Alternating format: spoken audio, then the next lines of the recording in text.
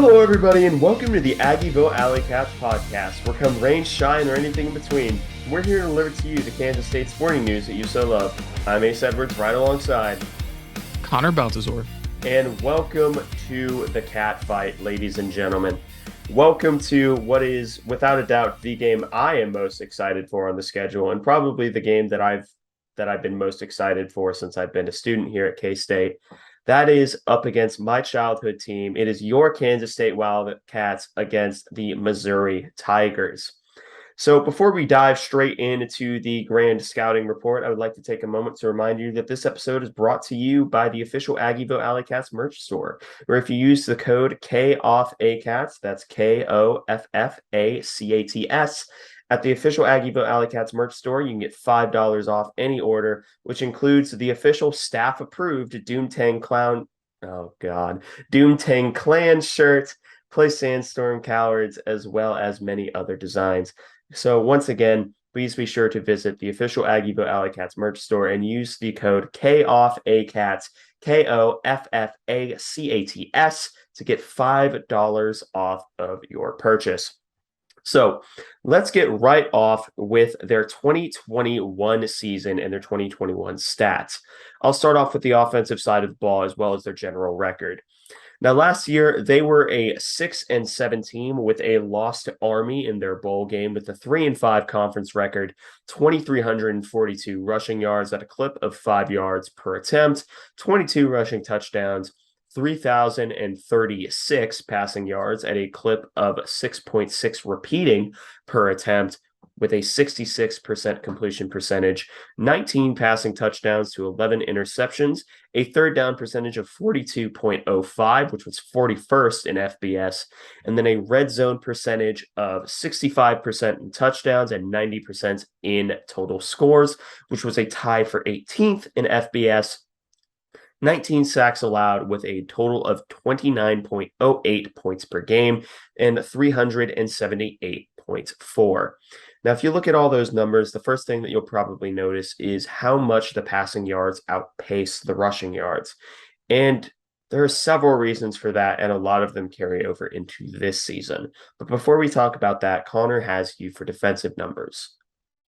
Yeah, defensively, they gave up 33.85 points per game for a total of 440 points against them over the season. 2,688 passing yards against them, 25 passing touchdowns against them, 2,955 rushing yards against them, and 32 rushing touchdowns. Their third down percentage defensively was 43.37%, which was 101st in the FBS. And red zone percentage, they gave up a touchdown 76% of the time and a score 93% of the time. That's 127th in the FBS. They got 11 interceptions, 11 fumbles, 18 sacks as a defense. They had a turnover differential of 4. Yeah, so the defense last year was not great. It made strides from where it was in 2020, but that's not saying much. But it wasn't a great defense last year. But with all that said, we have to take a look at who they're returning from last year's team because they still have a lot of talent from last year. In terms of who specifically is returning, they're returning their leading receiver in Towski Doves, a wide receiver, as well as their sack leader in Isaiah McGuire, their leader in passes defense and interceptions, Chris Abrams-Drain, and then Martez Manuel, who's their second leading tackler. They're adding 2 big names that are really important as well, and that is former 4-star linebacker commit from Florida, Tyron Hopper, transferred to the University of Missouri. And then an old friend, one that K-State has actually seen and played against before, that is running back Nathaniel Pete from Stanford. We played them last year in the opening game, which seems so long ago. Yeah, it has been a very long time, it feels like, since that Stanford game. Bygone era, you might say. Yeah. But they did lose a few pieces, though, from that 2021 team. Their starting quarterback, Connor Bazelak, he transferred to Indiana. Safety, Sean Robinson, he's now at K-State. He was injured this past week. Might play this weekend. Not really sure. Questionable. Makai Wingo, defensive lineman, he transferred to LSU. Tyler Beatty was their leading rusher, and he was drafted to the NFL. Blaze Aldridge, linebacker, he graduated. He was their leading tackler. Caleb Evans, he was drafted to the Vikings. He was a defensive back, and he was second on the team in passes defense.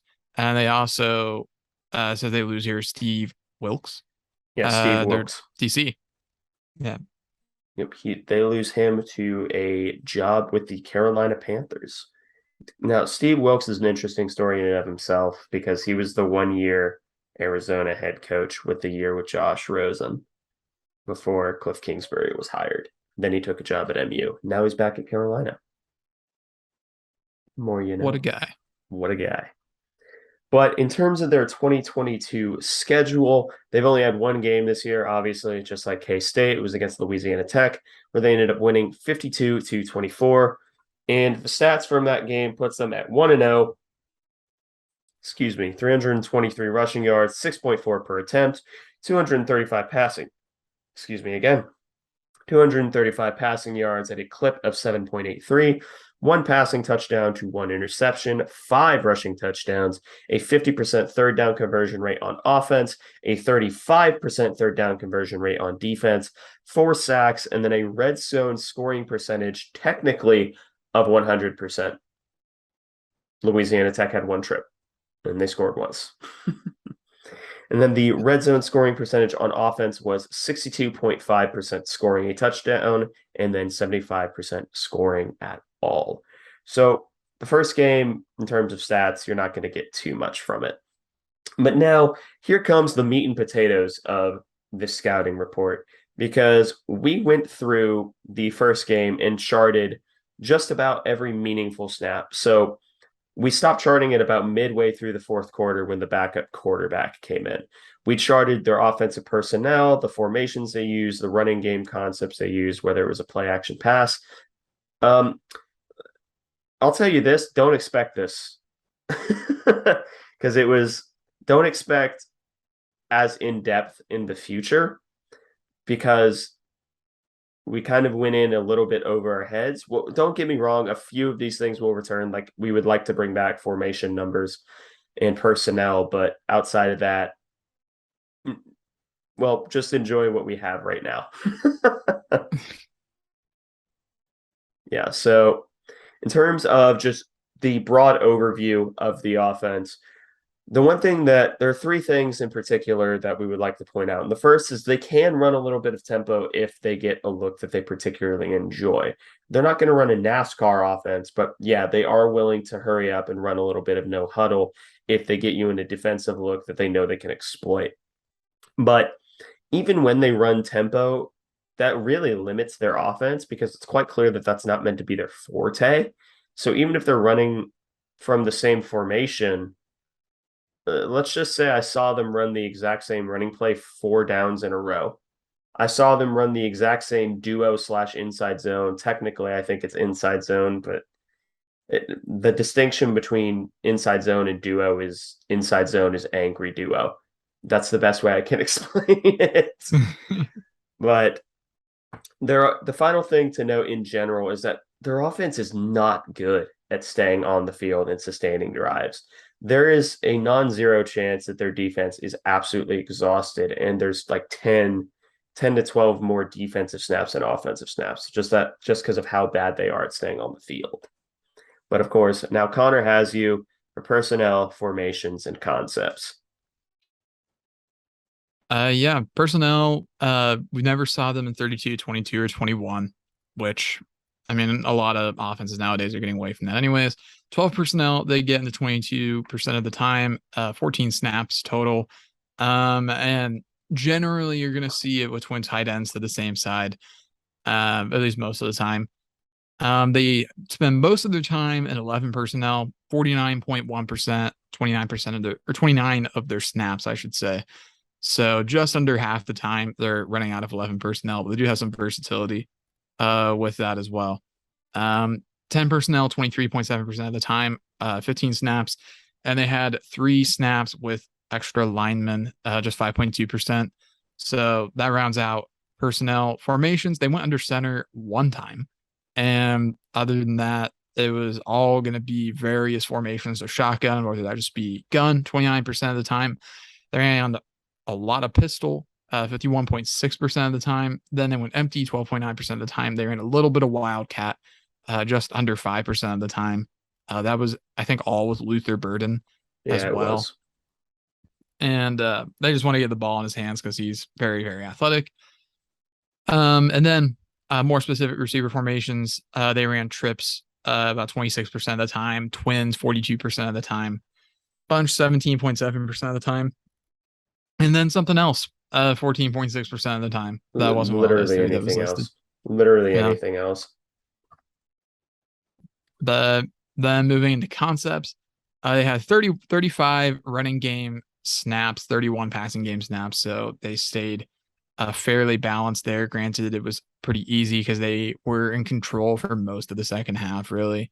They're in outside zone 43% of the time, inside zone 5.7% of the time, gap 25.7% of the time with one quarterback sneak. 11.4% of the time they ran sweep, and 14.3% they ran option. Passing game, only 16% of the time they ran play action, straight drop, 48.5% of the time.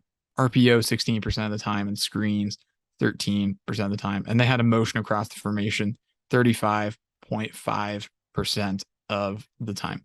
So that rounds out the personnel formations and concepts. What are some notable takeaways here, Ace?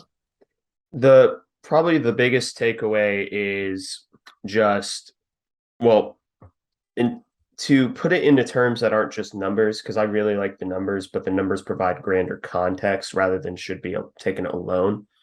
They're very much a team that is trying to embrace more what you would consider NFL principles. They're trying to run the outside zone based offense, except instead of under center, they're going to run it out of pistol, which is why they run the majority of the time out of pistol. If you see them running pistol, there's like a 99% chance that they're going to run outside zone.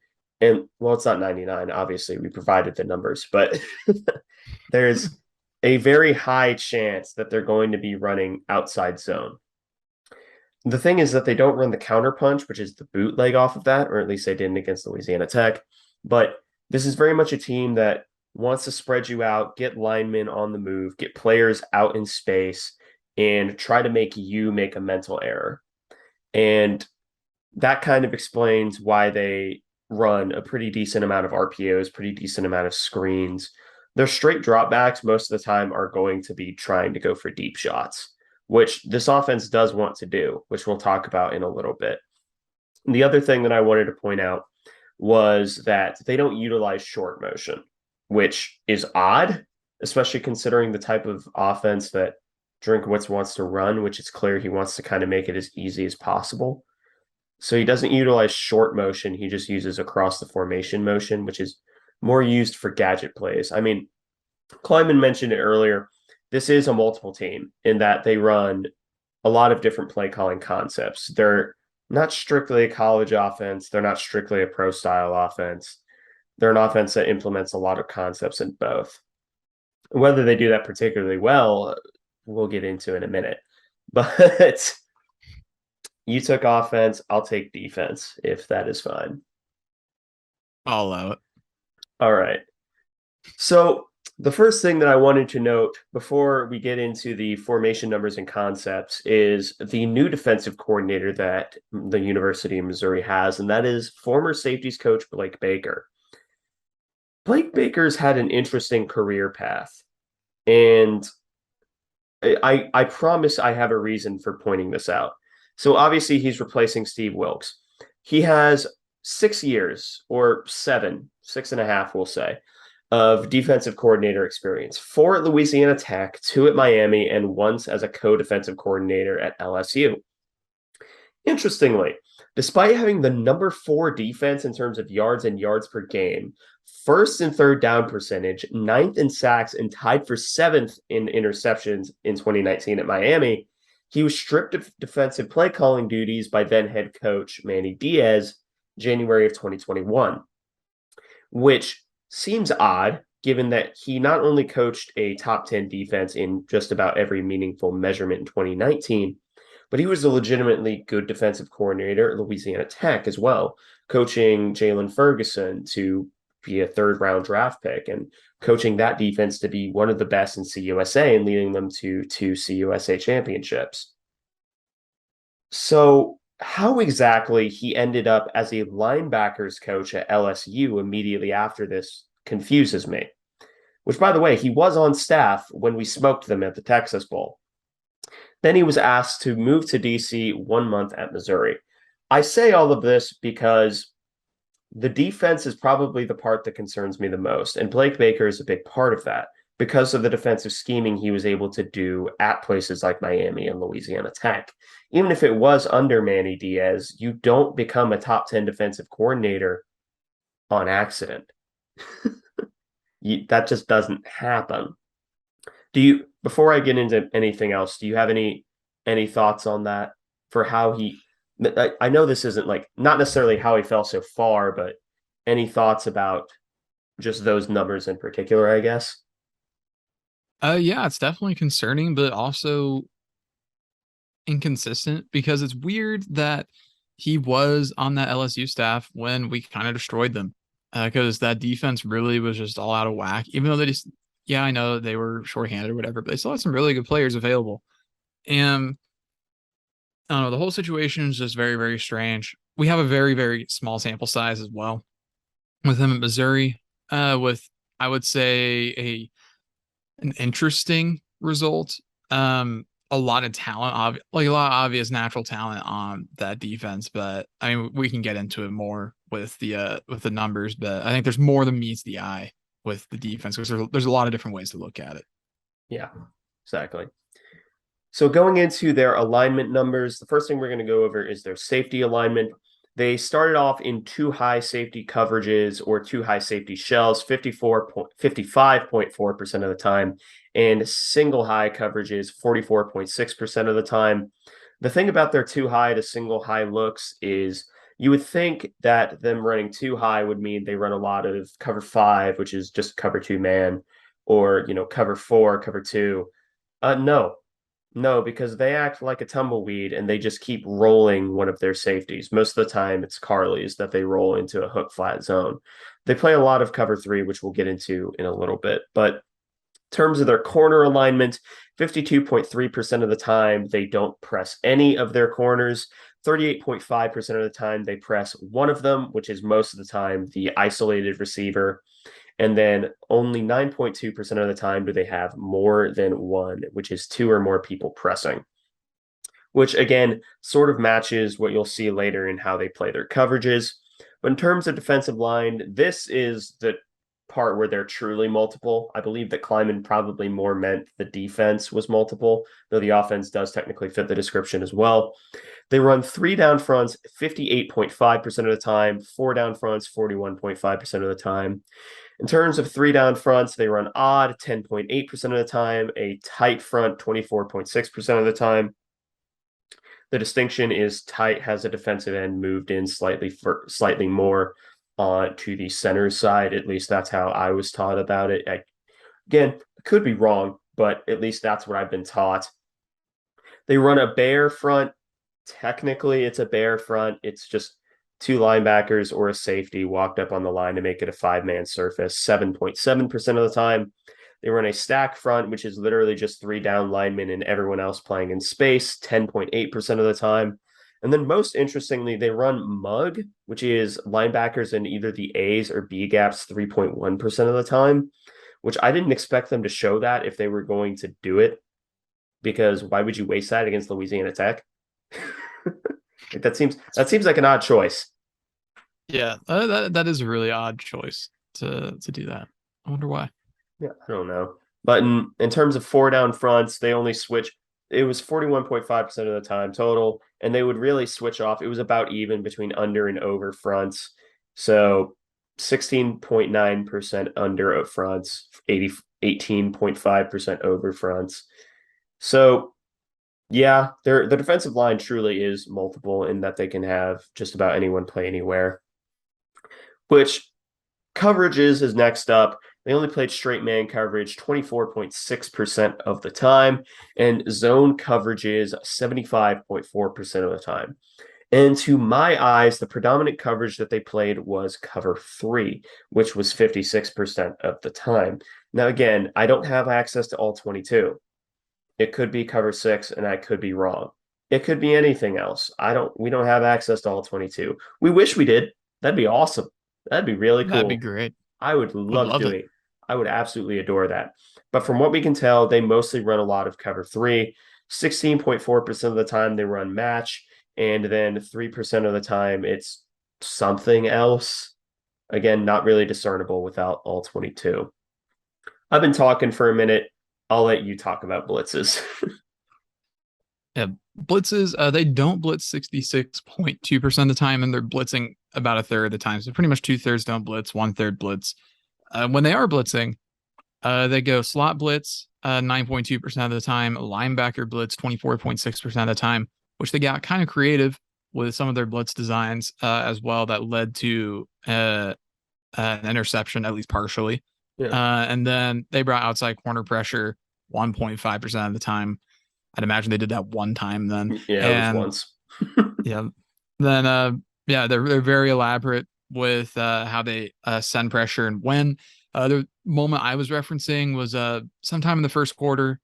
They dropped one of their linebackers who was lined up off the edge, who kind of went on a blitz and just bailed out, went to the middle of the field, tipped a ball, and was picked off by a trailing slot corner who really got bailed out because he was getting burned. And then I don't know, just it was a clever way. There's obviously more going on there because they blitzed another backer. But and I'm not describing it super well, but they there's a lot of thought that goes in to how they bring pressure specifically. It was interesting to see. We're lucky that we do have a mostly experienced offensive line that should be able to hopefully identify a lot of stuff like that. But then again, you're not going to be perfect, and you can't expect all five guys to every single time get it. At least I don't think it's realistic to expect that. But they will probably bring a variety of pressure. They probably want to put Adrian Martinez under pressure. So, but that's all the blitz numbers. Yeah. So do you have any overarching thoughts about the defense? Because I have a few, and again, uh, I'll just let you go first. Um, yeah, it was interesting to watch them. I was able to get through about a half, and there were definitely a few times that it felt like they were getting bailed by Louisiana Tech not being a great team, but there were other times where they looked really good, especially the further up in the defense, the closer to the line that you get in the defense, the better. Generally, it seemed like, with the exception of the linebacker whose name I'm forgetting, Tyron Tyron Hopper. something. Yeah, Tyron Hopper. Yeah, yeah, he's really really good. But their defensive line, very assignment sound, uh, like what they do. And then I like their linebackers. Their safeties are okay. Their outside corners are eh. It'll be interesting to see that matchup because I feel like we as a team match up pretty well with this defense kind of at every level. I think our offensive line is a good match for their defensive line and front six, seven, whatever you want to say. And then similarly, our wide receivers probably aren't going to get smothered by their corners because it's just going to be kind of a mid off on the outside. Yeah. But I think it's gonna be interesting to see what wins out here between these two groups. But it's definitely the stronger of the two main units at Mizzou is the defense. Yeah. Yeah, that's my exact thoughts. This is going to be a well-coached defense. This isn't, at least from what I've seen, this isn't going to be a defense where you're just going to be able to just either bomb it deep. This isn't the cakewalk defense that it was last year. Because although, yes, Steve Wilkes is coaching in the NFL right now, I believe that Blake Baker is probably a better college defensive coordinator than he is. And I'm not just saying that because of the stats at Miami or the stats at Louisiana Tech. Both are definitely compelling to my case that Blake Baker's a good DC. But it's just seeing the strides that MU made from last year to this year is it's interesting to me. And I think it's a defense that's only going to get better. So I'm really glad that we catch them early, but that doesn't mean that I think their defense is going to be an easy nut to crack. In fact, I think quite the opposite. But let's just get right into the positional general takeaways, starting off with the offensive side of the ball. And Connor has you for QB1 for MU. Yeah, so Brady Cook was named QB1 for Mizzou about a month-ish ago. Yeah. Over transfer from Southern Miss, Jack Abraham, who is like in his millionth year of college football. Was it Southern Miss or was it Mississippi State? It was one of the two. I thought it was Southern Miss. Maybe it was both, honestly. He may have been at both at some point. I don't know. But Brady Cook, last week he went 18 and 27, 201 yards, 1 touchdown, 1 pick. Had a long pass at 29, had an 81.3 PFF grade. His 1 interception was on a drop pass. So, I mean, yeah, it's a pick, but was it? And his mobility is pretty decent. 7 rushes for 61 yards and a touchdown. He ran some read option, looked pretty competent. Part of it was the Louisiana Tech defense just absolutely losing their minds the second that a read option happened and just not tracking the ball whatsoever. Yeah. But he still has to run to make it work, and he runs pretty well.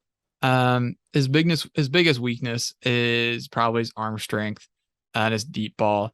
His arm strength is lacking. He doesn't get a ton of zip on most of his passes. He had several deep balls in the Louisiana Tech game that were underthrown, which deep passing generally is a weakness across the board for this Missouri team, at least down the sidelines it was. Yeah. His pocket awareness is pretty good.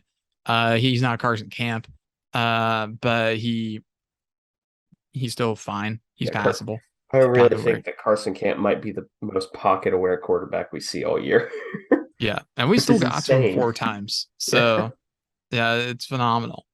Cook will force passes at times, and at some time it's going to bite him. I mean, that's part of the condition of being a young quarterback, because I believe he's a redshirt freshman, if I'm not mistaken. He's younger. And really? He's not younger as in he's younger than a redshirt freshman. I mean, he's an underclassman. He's younger in the grand scheme of college football. My bad. I was going to say, because he definitely played last year, at least a little bit. No, he played 3 games last year, including closing out the bowl game against Army. Right. So, yeah, he's a fine quarterback, but he's still young. Got a lot of room to grow.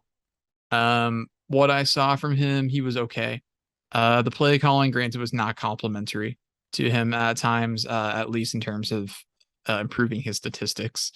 The play calling was interesting at times, I'll put it like that.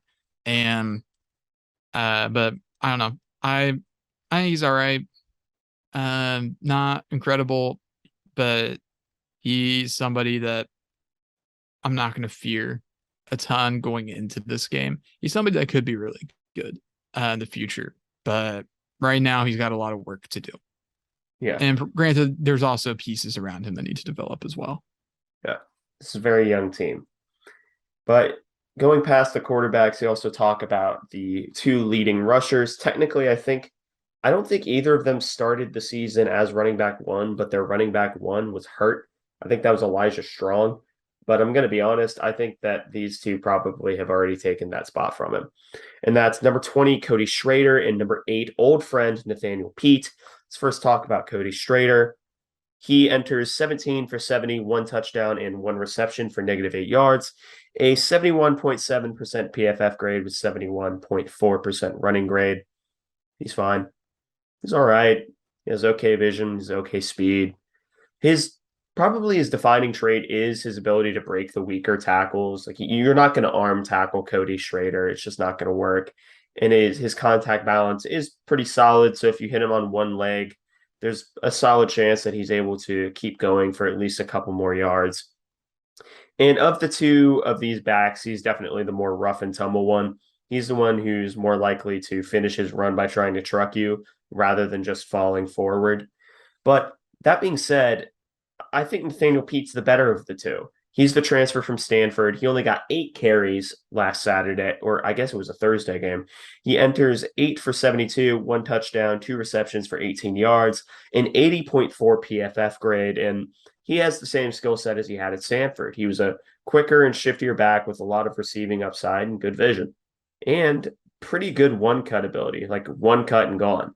But his biggest weakness is probably his ability to press blocks, but at that point, that's kind of splitting hairs for what you want running backs to do, because only elite running backs know how to press blocks as well as you would want. But yeah, Nathaniel Pete and Cody Schrader are both legitimately all right running backs. They're not anything to write home about. They're not superstars. They're not Deuce Vaughn, but they're serviceable. And it's a downgrade from last year, not too much of one. Yeah. Both are fine. Yeah, that's like they're going to be serviceable. They're going to get the job done when they need a few yards. But moving on to receiver, the three main names here are Dominic Lovett, Luther Burden, and Barrett Bannister. Luther Burden's probably the one that everybody recognizes, given that he's the 5-star true freshman that was just brought in. Although he's got a long way to go. But we'll start with Lovett.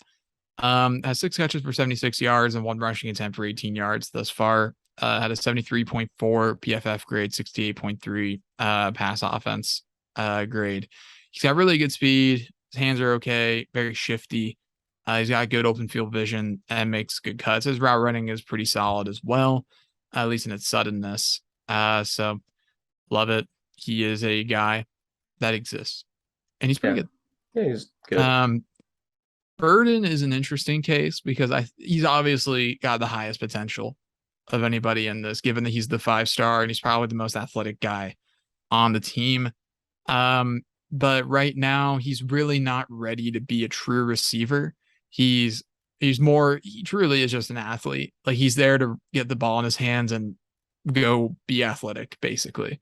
And you can tell, like, because they send him back in Wildcat to take some direct snaps and go make people miss and get like 10 yards like really easily. But he also clearly doesn't have the ball skills quite yet to be a true receiver. He sent on a few go routes, and if he's covered well, he really didn't really seem to know what to do. In those cases, he really struggled to get his hands up. Really struggled to just get airborne in those cases when there was a defensive pressure on him to make the catch. But when he's got the ball in his hands, though, he is a true threat. He's a home run threat, really. He is a little bit undersized. I think he's like 5'11", but he's still built pretty well. I think he's close to 200 pounds, if not more. He's built like a running back, but he's still technically a receiver at least. But I mean, he's a lot of fun to watch with the ball in his hand. And he's going to be difficult to stop at times. So a lot of stopping Burden is just not letting him get behind you. And if you can prevent that from happening, you're probably going to be fine. At least when he doesn't have the ball in his hands. Yeah. The main thing I'll say about Luther Burden is to put it into comparison, he's a worse receiver than Xavier Worthy was when we faced him last year, but he's a more ridiculous athlete than Xavier Worthy, which that's insane. I truly believe that Luther Burden, the moment he steps onto the field at Bill Snyder Family Stadium, he's the best athlete on the field. From a pure athletic standpoint, he's going to be. That doesn't mean he's uncoverable, because, he's still a true freshman and he doesn't know how to play receiver yet. That sounds harsh, but he doesn't. There's so much to his technical game that's lacking. So I can see a world where they just send him in motion to keep him away from press, because if Julius gets hands on him, the rep is over for him. If Echo gets hands on him, the rep is over for him. So I can see them using him as a slot option, just use him in a lot of motion. Didn't mean to interrupt you there, but yeah. No, not at all. I mean, like, there's a lot to say about Luther Burden because he's the big name right now for the offense, even if he hasn't produced yet. Because yeah, I mean, 3 catches for 17 yards and a touchdown, which the receiving touchdown, it's kind of receiving air quotes touchdown. And then 3 rushing attempts for 26 yards and a touchdown. He's scored a couple times, but again, he still isn't quite there yet. They're just finding creative ways to get the ball in his hand. So a lot of K-State's defensive game plan needs to be erasing him and just not letting him get into open space, because if that does happen, it's going to be really difficult to stop him. Yeah. But there are a couple other receivers on this team. Barrett Bannister, 3 catches for 43 yards with a long of 18. The only note on him is insert superlatives about slot receivers here. So Ace, if you'd like to take this away, you're more than welcome to. Gym rat, high IQ guy, first one in, last one out, slot receiver. Yeah, that's really all I have to say. I'll stop you there before you continue. But he is one of the slot receivers of all time. Yeah, is basically Barrett Bannister. And that is really all there is to say about him. He's solid. He's fine. Yeah. If you let him get open, he will probably catch the ball because, as we know, all slot receivers just have really great hands. They're good at catching. Yep. But one other receiver, Toski Dove, has the best hands on the team, but has not really produced so far this year. He was the leading receiver last year, according to my understanding. But he was. He yet to produce at a massive level this year. So not listed as of yet, but he may make his statistical debut against the Cats, but we shall see. Yeah, I think he had like 1 catch against Louisiana Tech, but they didn't feel it worth noting. But I'll take tight ends and offensive line, or I'll take tight ends and then the left side of the offensive line. So we start off with the tight end, which is Tyler Stevens, number 80. They have another tight end. I think his number is 44. He's the blocking tight end. That's really all I can say about him. But Tyler Stevens enters the contest 2 of 33, and he plays a really good mixture of both flexed out as a wide receiver and as an inline tight end. And the other things to note is that he is absolutely massive. He is 6'6", 248 pounds. He's basically just he's a basketball player who put on a lot of weight, who's now playing tight end. And he had a really bad fumble in the red zone, so ball security might be a concern for him. But other than that, he's just a really massive human being. And I would say that's his defining trait. In terms of offensive line, from top to bottom, this unit is very experienced. In fact, they have exactly one person who is younger than a redshirt senior, and that is their center. But in terms of their left side of the line, their starting left tackle is Javon Foster, number 76, a redshirt senior. He had a PFF grade of 77.1, 88.4 pass block, and a 70 run blocking grade. He has a really bad habit of letting the play come to him rather than attacking the defender, which sounds counterintuitive in pass block snaps, but you still kind of want to attack them a little bit. And it's also kind of funny because on the backside of zone runs, he just kind of falls at the defender's feet. Like, it's not even really a cut block like you would think of traditionally. He just sort of like falls on their toes. It's kind of funny to watch. It's probably what he's coached to do. It's not ineffective. It's just funny. Outside of that, his kick slide is a little bit slow for left tackles, but he makes it work. And this is just something I thought was weird. It doesn't affect his game at all. Is this really weird habit of sticking out his right arm, like straight out, like he's checking for a rusher or feeling from a rush from that angle, even though he knows that there's no one that's going to be there. He just kind of does it. I think it's probably something he was coached to do when he was younger and just never broke the habit. It doesn't hurt him. It doesn't help him. I mean, imagine if you got on the inside shoulder of him on a rush, that arm's probably not going to be able to recover fast enough. So maybe attack inside, paging Felix to bull rush him. But yeah, left tackle, he's fine. He's good. Their left guard is a little bit more questionable. Xavier Delgado, number 72, another redshirt senior. He had a 62.2 PFF grade, a 72.7 pass block, 59.4 run block. He's good at working his way up to the second level on zone runs, and that's about where the positives to his game end. He's fine, but his pass blocking reps, I understand why he gets such a high grade on PFF. But looking at the film, you understand why, because most of the time he's literally pawning it off on someone else. Like he pawns it off on the center a lot, pawns it off on the tackle a lot, which, technically that's a win. It's a win for him, but and you could argue that's the interior offensive line's job, but if left on one-on-ones, he's probably not going to be too great. But you have the center to the right tackle. Yeah, as Ace mentioned, the center Connor Tollison, he is the only non-senior on this team. He's a redshirt freshman, so he's actually very, very young. At a 64.6% or 64.6 PFF grade, a 79.4% pass block grade, and a 60.1% run block grade. A couple notes about him: he stands straight up very quickly. He doesn't get his hips sunk to a very good level when he's pass blocking. But he does keep his head up and use his ankles to his advantage. And he also has the benefit of being right next to Xavier Delgado. So whenever, Xavier has somebody on pass block, then he just gets him for free. Yeah, pretty much. And also he is a redshirt freshman. So, I mean, there's a reason that he's playing as young as he is probably.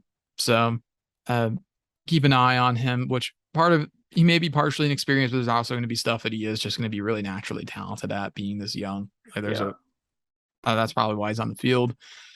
Moving forward, we have another Connor, right guard Connor Wood. He's a grad transfer, 65.6 PFF grade, a 52.7 pass blocking grade, and a 71.2 run block. Easy to see the disparity in pass and run block from the left to the right, almost like they were doing something there.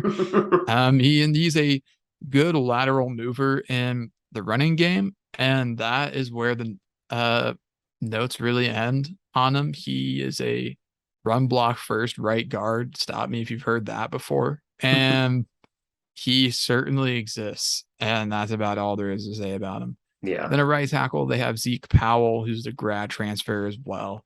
Has a 75.4 PFF grade, 52.4 grade in pass block, 78.4 in run block. Not a good pass blocker, as his PFF grade indicates there. It is brutal, in fact.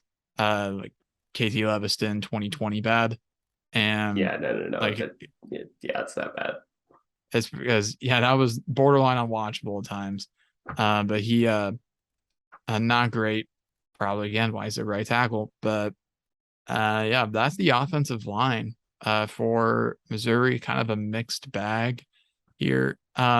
Experienced and veteran unit, but not this not particularly stalwart. Yeah, I think we could say they're not world beaters. They're a solid bunch with a few pieces that averages out to average. Which they're bigger than South Dakota's offensive line, and they're better than them, but we faced better offensive lines and handled them. I think that I keep looking at there are three Connors on my screen right now, so I see Connor first. But the Baylor offensive line that we faced last year and did really well against would blow this offensive line out of the water. And I think we're better than we were last year. Yeah, understandable. Especially with Felix last week, getting double teamed the majority of his snaps, which granted he didn't run that many snaps and really just did not matter. Anyways, he probably should have had more than his one sack. Only got the one really just because Carson Camp has the eyes in the back of his head. Yeah. And he was handling those double teams pretty easy. Yep. So now we can move on to the defensive side of the ball, and we'll start with their defensive line. I'll cover the defensive ends. You can cover the defensive tackles, which basically means, well, you can figure it out. Their one line is their defensive ends in number 18, Trajan Jeffcoat, and number 9, Isaiah McGuire. And their defensive tackles are number 6, Darius Robinson, and number 0, Jaden Jernigan. And let's start off with Trajan Jeffcoat, number 18. He enters the contest with a single tackle, And I'm convinced that he killed someone at PFF's dog because they hate him for no good reason. They gave him a 40.7 grade with 35.2 in run defense and 50, excuse me, again, 58.2 pass rush. He's not that bad. He's not great, but he's not that bad. Most of the time he is the hybrid piece. Both the defensive ends are more hybrid pieces.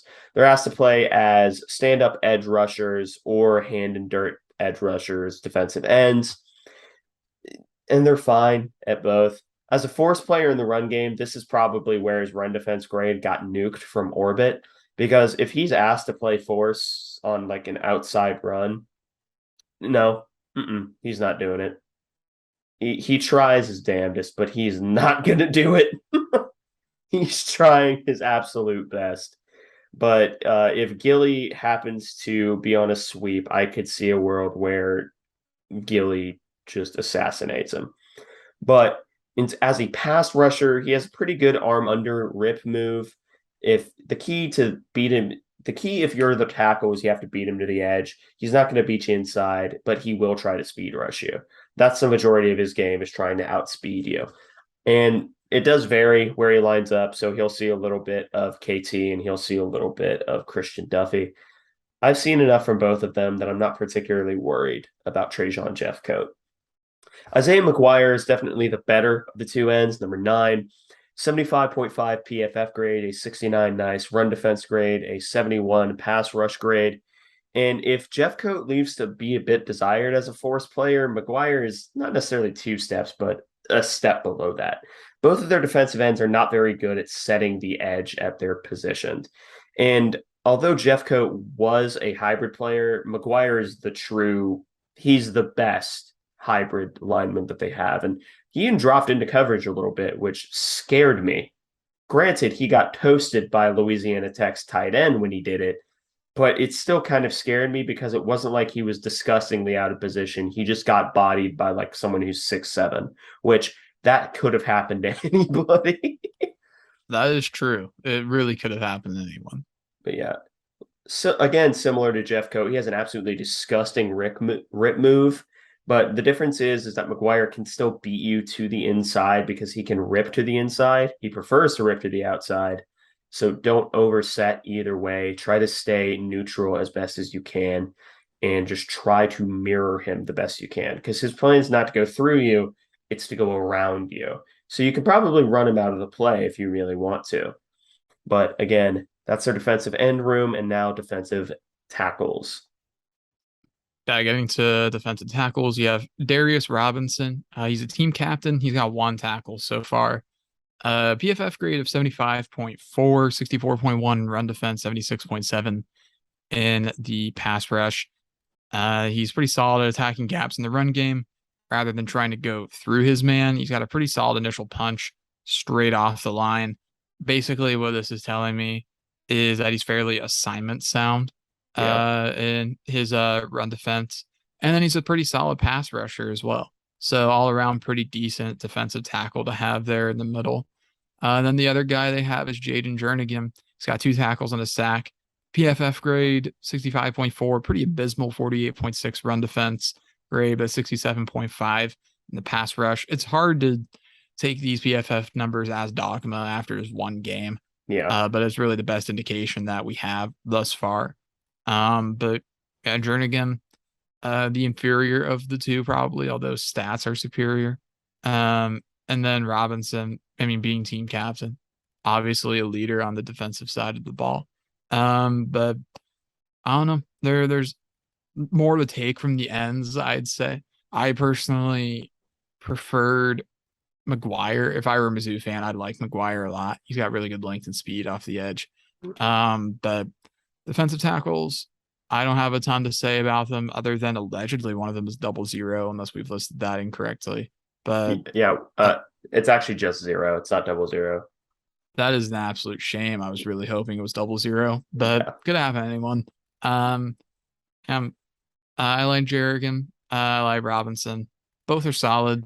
But it'll be interesting to see how the interior O-line matches up with them, because we are going to be seeing a little bit of shuffling, unfortunately, there on that front this week. But yeah, But we're both going to end up covering the first player in the linebacker room, but I'll let you introduce him because, spoiler alert, he's the best player on their defense. Yeah, Tyron Hopper. He's number 8. He's the will backer. He is really, really, really good. 6 tackles so far, 2 TFLs, a sack and a pick. He's got a 90.2 on PFF, 91.7 coverage rating on PFF as well. Incredible for a linebacker. 71.3 on defense, 80.2 in the tackling department. He is an absolute monster. His quickness is phenomenal, and he kind of like speed wise, athletic wise, moves around like a big safety. Zone instincts and ability to read QB's eyes, absolutely excellent. He's a good pass rusher. Then his pursuit angles and the run game are pretty good as well.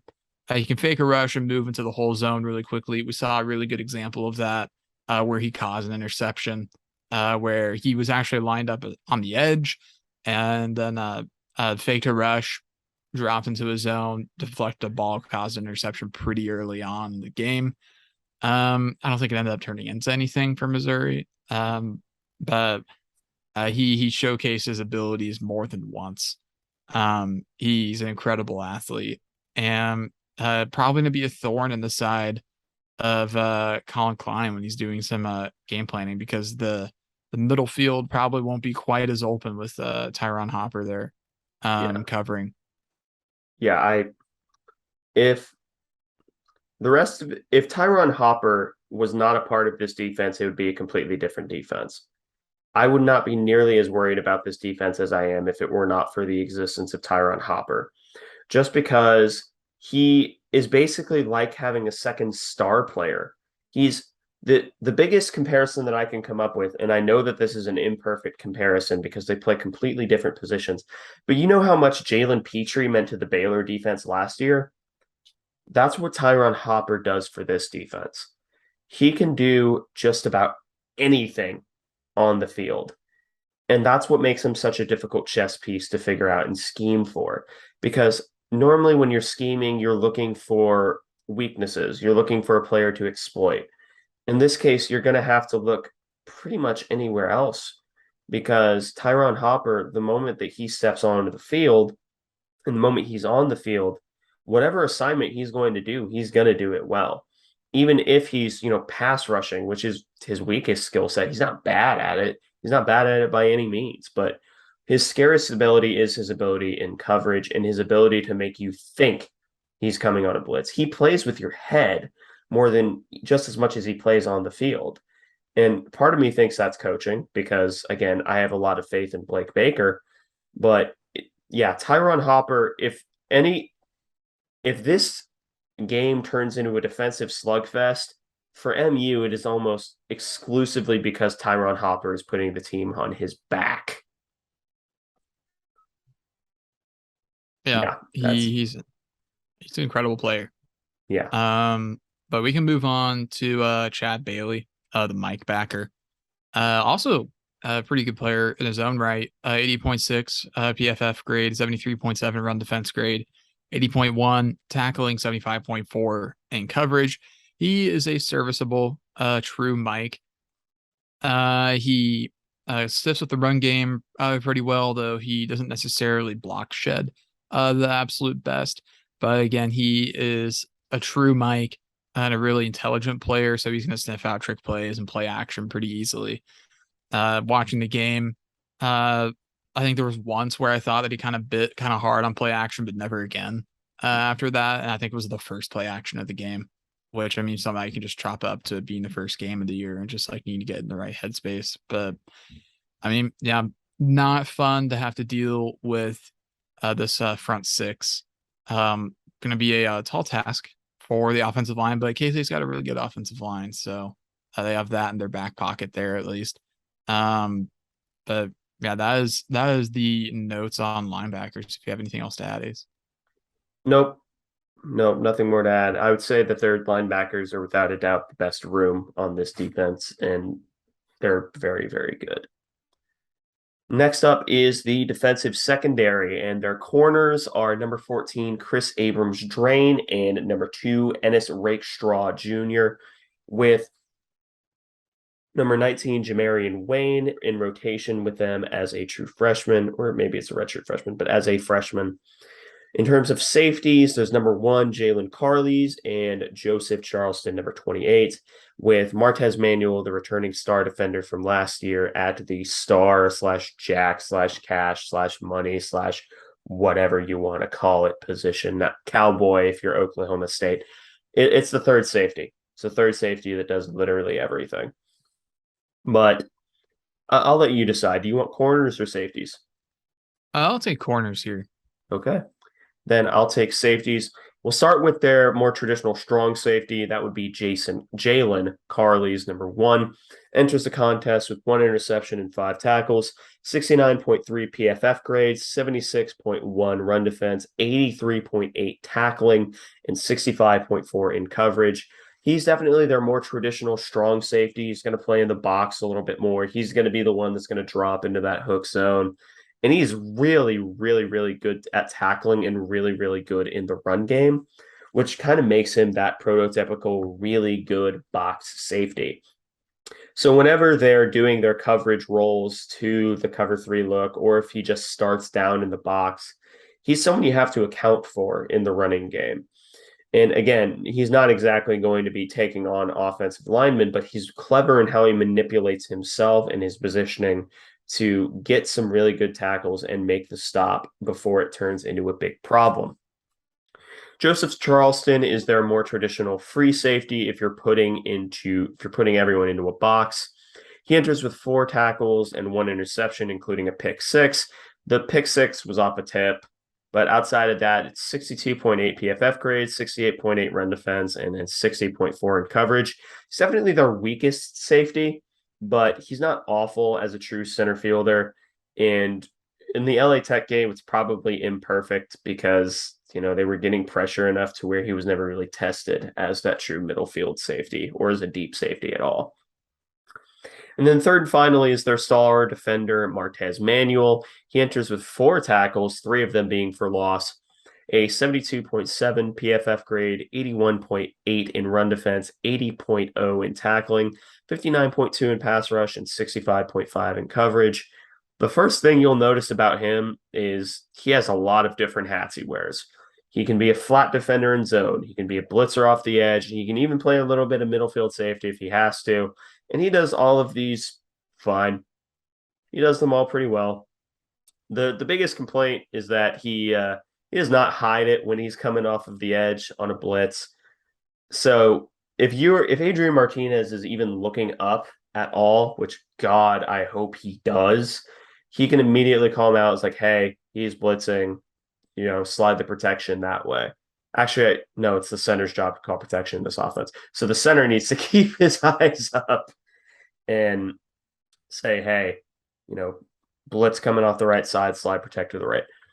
Though outside of that, he is their best tackler, and Carleys does give them a run for their money. But, their safeties aren't bad. Their weakest is definitely Charleston, but Martez Manuel as well as Jalen Carleys are both very, very good options. Yeah, but moving into the corners, we've got 2 with notes on them. First, we have Ennis Rakestraw.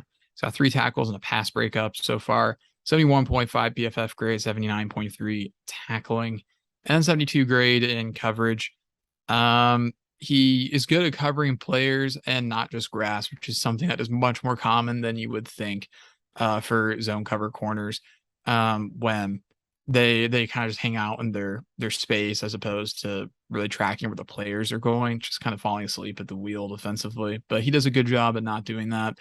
The other one I think is more interesting because I think that it's a weakness that K-State can exploit. Chris Abrams-Drain, number 14. He's got 4 tackles and 2 pass breakups, 62.9 on PFF, 61.8 in coverage. He's somebody that I think that K-State could potentially throw out a lot in this game because I think he's definitely the weaker of the 2 corners just from watching the game. There were multiple instances where it seemed like he was a little slow to break on a route and was maybe having a bit of trouble identifying what he was seeing. And that was impeding his coverage abilities. So if I were K-State, I would be finding ways to isolate this guy and put him in a place where he has to make a decision. I would be throwing at Abrams Drain more often than not if I'm the Cats and I want to get the pass game going. Rakestraw, you can probably still throw against some, but it's just going to be a bit of a taller task. Might as well take the path of least resistance to a certain degree, at least, because you don't want to become too predictable. Then of course there's Jamarian Wayne. He's in the rotation as a freshman, but we have less data on him, I suppose. So not going to talk about him really. But Abrams Drain, I think he's the key for the K-State receivers. If the K-State receivers want to have a good day, it's probably through Abrams Drain on Mizzou's defense. Then again, we also thought that Bernard Converse might be a weak link at Oklahoma State last year for a while. So, but you know what?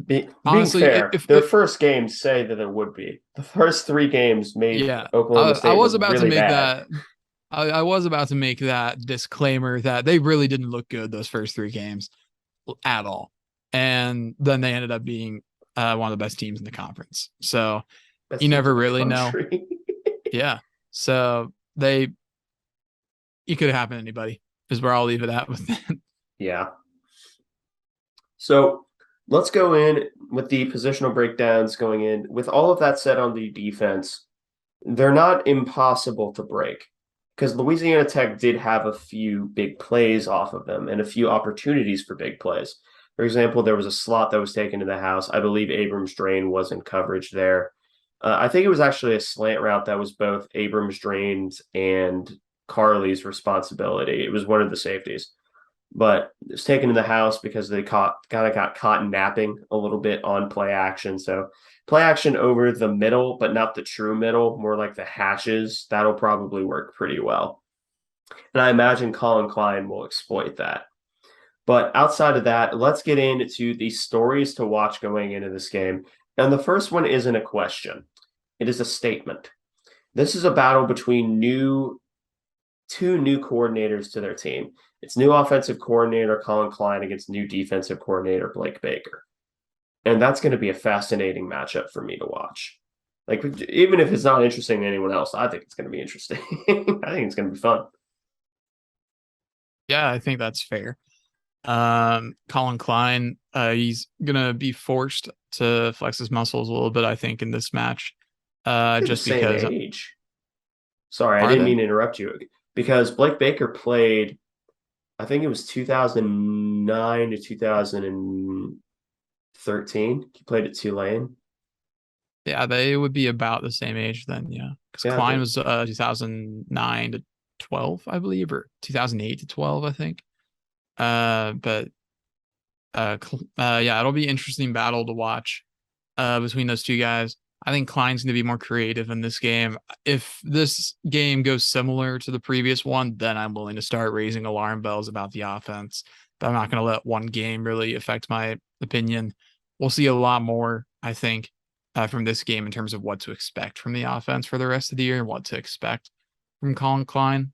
But yeah, I'm looking forward to watching this battle of coordinators. All right, yeah, sorry about that. They decided at 10:30 at night on a Tuesday was the greatest time to do a fire drill at my apartment. There's no better explanation I can give. I can only hope that I edited it well enough to where you don't get any of the fire alarm. Yeah, 10:30 at night, that's the best time to have a fire drill. But anyway, you have the next story to watch.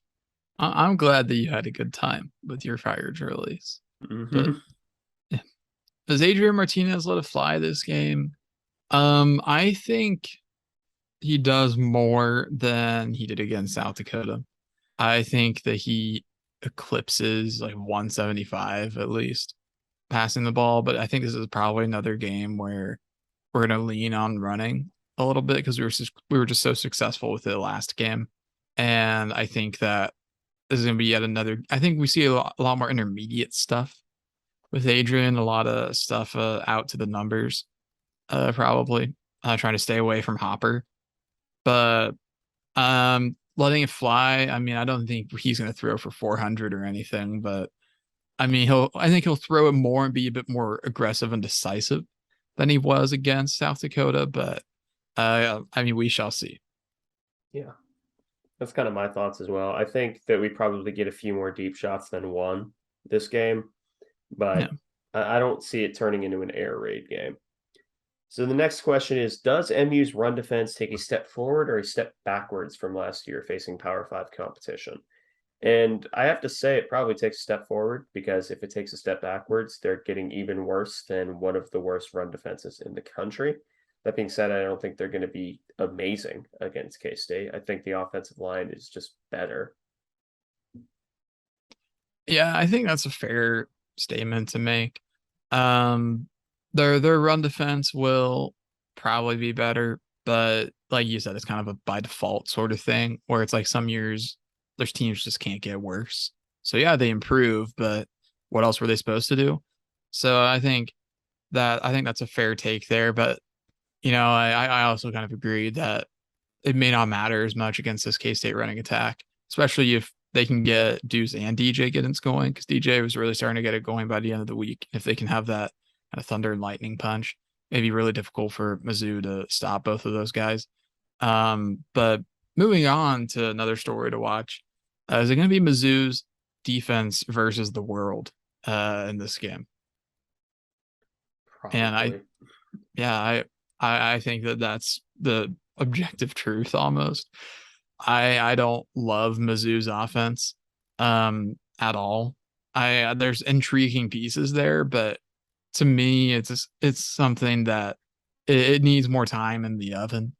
The defense I think could be really intriguing, but at the end of the day we're basing a lot of it off of Louisiana Tech and a game that Louisiana Tech admittedly did not really play very well in, which some of that at least was partially due to Missouri's defense, but some of it was also self-inflicted mistakes and errors.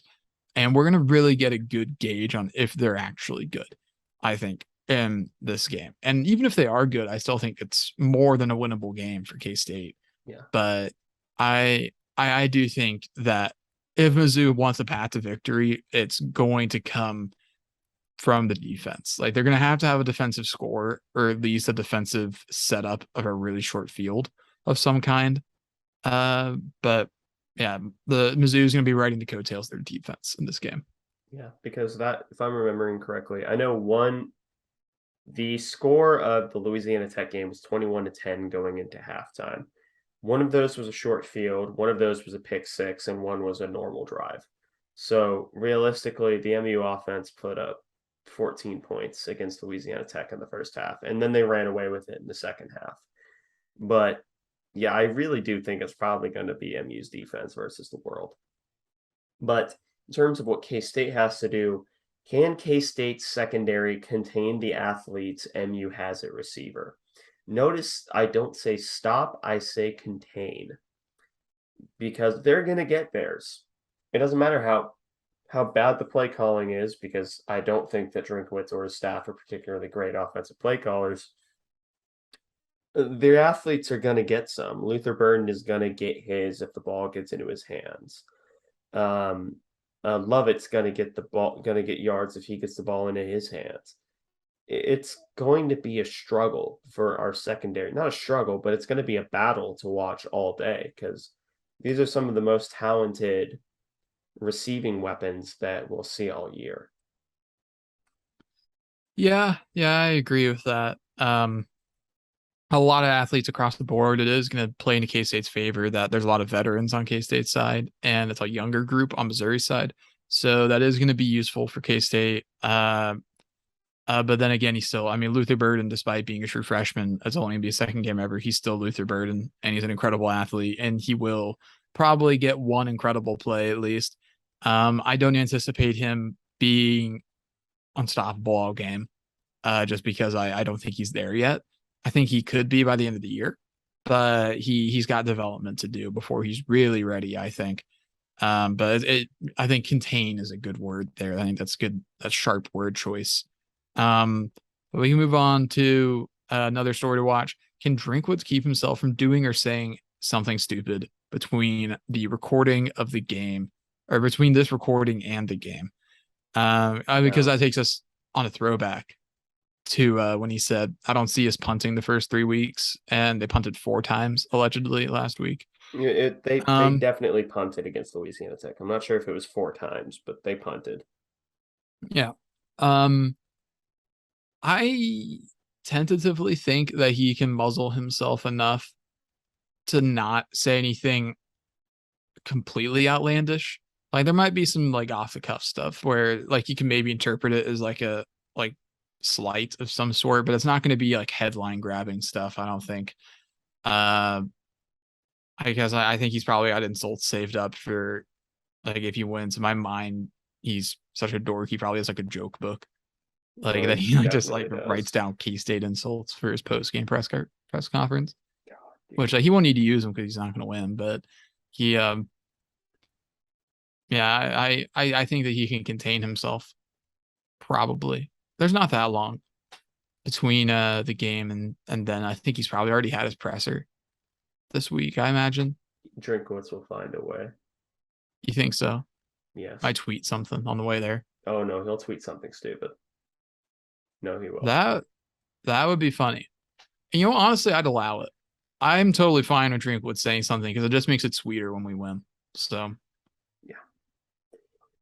So now we can talk about the projected offensive and defensive MVPs. I'll go first for offensive MVP. You go first for defensive. My offensive MVP is going to be Deuce Vaughn because I think that this is going to be a game where even if the running game isn't necessarily working, I feel like just the threat of Deuce Vaughn, they're going to put Tyron Hopper on him, which means that that's going to open up the rest of the field because I don't trust anyone else on that defense to cover Deuce Vaughn. And the alternative is having them get dusted by Deuce in the passing game. Because I think that this is going to be a big week for Deuce receiving. So I think Deuce is going to be my offensive MVP. I've got Adrian again. I picked him last week and he obviously wasn't the MVP. But I see him having a really nice rushing day against Missouri. Because if which I suppose that's kind of along the same lines of why you chose Deuce Vaughn for your offensive MVP, where Hoppers might be shadowing him for most of the game. Then that opens things up for Adrian. So I'm saying Adrian for now, and if it's not this week, then I'm just going to keep picking Adrian until it is him because he has to at some point this year. Eventually. So eventually he will be the offensive MVP. So eventually I can say I'm right. It might take like 7 weeks, but we'll see. Accuracy by volume of fire. Yeah. Yeah, just keep throwing it out there more and more, and eventually it'll be right. Yeah. Who's your defensive MVP? I've got Kobe Savage this week. I had Daniel Green last week, and he had like the one like awesome hit, and then didn't really do anything else. He didn't need to. Kobe Savage, he was flying all over the field last week. He looked like a man possessed out there on the field. He was a lot of fun to watch. He had some big hits himself. I think he's gonna come up clutch in this game. I think have like a big pass breakup or like a pick or something in this game. And I could see this kind of being like his like breakout game almost in a way where like he really gets on the radar of a lot of K-State fans because I think outside of the uh people that would listen to this show or to Bosco's Boys or something like that, I think that people in the general K-State fan base probably still don't know who Kobe Savage is at this point, and I could see him making some big plays this weekend and really establishing himself as a key piece on this defense going forward, which I think he will be. Yeah, that's a reasonable pick. I ended up picking Julius Brents because I think at any time that they have an isolated receiver, that's probably who they're going to look to attack deep. And I think Julius Brents takes them. And I don't think any of these receivers are technically refined enough to beat Julius Brents. So I really think that Brents acts as a true deep ball eraser, which really limits this offense that's already really limited. So my pick is Julius Brents. And now we can get into score projections. This is probably the most that you and I have differed on score since we've done the show. We have the same result, different score. I think that this is going to be a race to 20 because I think MU's offense is not good. I think their defense is going to be really good. So I think that this is going to be a race to 20. I think it's a race that K-State wins, though. So I have the score being 21-17 in favor of K-State. I've got the Cats as well by a larger margin, although I think it's going to be one of those margins that looks better on the schedule than it was in the game. I think that this is a game that K-State leads the whole way, but it stays fairly close most of the time, and they end up pulling away late. So I've got the Cats 35 to 20 over Mizzou, and this one with a late extension of the gap. But we'll see. We will indeed see. So, yeah, that has been your pregame scouting report for the upcoming cat fight between your Kansas State Wildcats and the Missouri Tigers. And this has been the Aggieville Alleycats podcast. Thank you so much for listening. If you want to follow or contact the show, we are at Aggieville Alleycats on Twitter. That's capital A, and capital C in cats. If you want to email us, we're aggievillealleycats@gmail.com. If you want to follow us on a more personal note, I am at ACEdwards00. I am at Connor Baltazar, capital C, capital B. And if you want to support the show in a financial sense, please be sure to check out the official Aggieville Alleycats merch store, where you can find such designs as Doomtang Clan, Play Sandstorm Cowards, and Neon Alleycats. And please be sure to use the discount code KOFFACATS, that's KOFFACATS, at checkout to get $5 off of your purchase so you can feel even better when you rock that really awesome design. But with all that said, thank you all so much for listening to this episode of the Aggieville Alleycats podcast. Where come rain, shine, or anything in between, we're here to deliver to you the Kansas State sporting news that you so love. Stay safe, Alleycats.